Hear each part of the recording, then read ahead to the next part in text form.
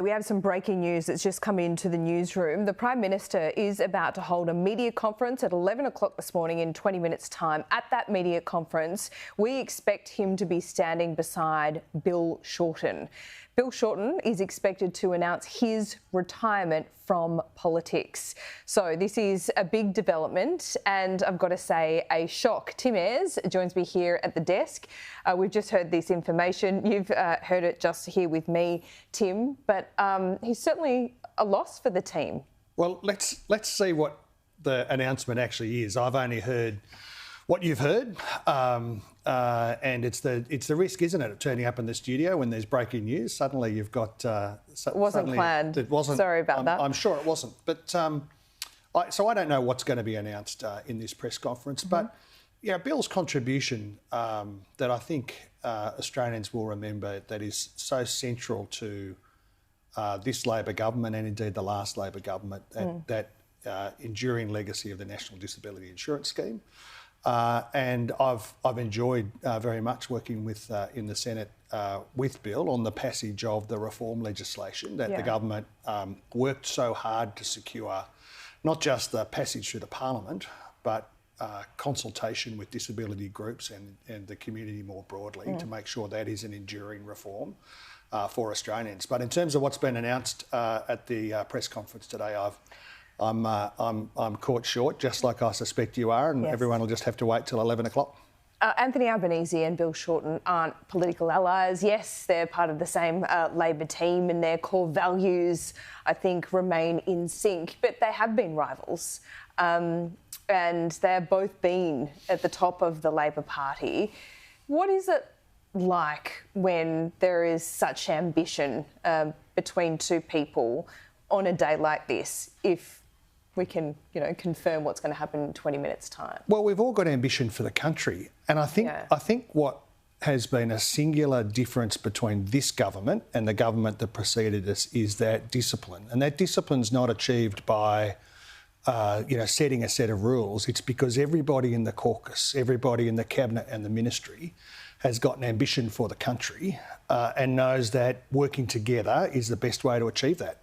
We've achieved a lot in government with that sense of discipline and unity. It's contrast to what we saw in the 15 years before that of, a focus of Canberra being focused on its own interests and its own politics rather than this government, which I think even its detractors would agree has been focused on the national interest and on the interests of the people that we're elected to represent. There's a great nobility in public service, and I don't think many people are cut out for it. And I think it's a very difficult job to be a politician, even more so these days. To be a journeyman and do that successfully in politics, it has great nobility in that. I remember, Bill Shorten came into really households and became a household name in Beaconsfield. And he made that path, didn't he?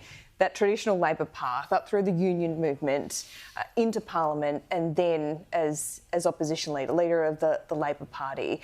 And he did so after the messy years of the Rudd-Gillard-Rudd years. How important was, he came so close to winning an election. He didn't. I'm sure, that is something that he's reconciled with himself. But can you speak to how important the stability of his leadership was after those Rudd-Gillard-Rudd years? Well, that's one of the things that, as I say, it's defined the Labor Party for all of that period after the Rudd and Gillard period, where we learned our lesson the hard way about the cost of disunity and being focused on the internal politics, but we've changed fundamentally. And as you say, politics is hard, but I actually think it's much easier if you're not focused on yourself, if you're focused on what you can do for the country and what the Labor Party and the Labor government can do for the country. Yeah. It's a shared experience. When things go well, we share in that, but when times are tough, we share in that together and work hard to achieve a better outcome. Yeah. That's the Anthony Albanese has brought to this government, and it's a different kind of government, and I think that's the kind of approach that Australians want to see in governments. This is not cynical, but I'm looking at this announcement today and thinking an election's probably pretty close now. Well, I don't know what the announcement today is going to be. Okay, we know that there is likely to be an election in the first half of next year. None of that changes. Yeah. We are working through in a systematic way, making sure that all the candidates are in the field. Yeah. All of that work in terms of the party organisation is happening. Contradistinction, I have to say, to our opponents in the New South Wales Liberals, who have got this sort of extremist takeover of New South Wales. Well done. You know, the idea that you can't run this sort of basket case of a political party in New South Wales, but you want to run the national economy. Yeah. It is a terrible show, and it's been used as an opportunity by the most extreme elements of the Liberal Party to take the show over. It's that they are falling apart internally, focused on themselves. We are focused on where the community is at and what needs to happen for the economy now and into the future. It's getting harder and harder to attract good people to politics, to be frank. I think it's a really tough job. I think that the time you spend away from your family, the lack of productivity in Parliament sometimes can be frustrating. The factional elements of it all, it's high stakes stuff, if I can put it that way. Is there a conversation that needs to be had around how long you should stay, when it's time to go? And Bill Shorten, I think, has earned the right to make this call on his own. And not many people in politics, I would say, Tim, get to actually decide when you go. You either lose and then leave, or, you know, you kind of go before you've completed the things that you wanted to do. If we're about to see this announcement, which I'm pretty sure we are. I'm pretty solid on this information. Is there something to be said for Bill in particular being able to make his own call, his own agency over when he goes? Can I make 2 points about this? The first is that I think it's different for different people. You know, all of us have a different capacity to give.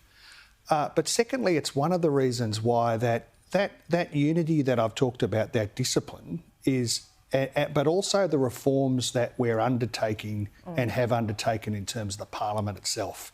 I think all of those issues that you point to are right, but we are making them better, and we're delivering a better kind of government and a better kind of Parliament. Not perfect in the Parliament, but we are working hard to lift the standard, following particularly the Jenkins report, because that makes it better for everybody, for MPs and senators, for staff, but also better outcomes for the public, and that's where we should be focused on. How do we produce better outcomes for the Australian public, who, you know, we're very honoured to serve?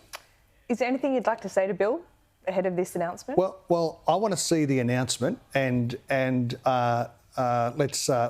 wait and see. I'm not in a position to forecast this announcement. That, as you say, it sounds like there's a press conference at 11 o'clock. Let's wait and see. But you know, we are all in this together in the Labor show.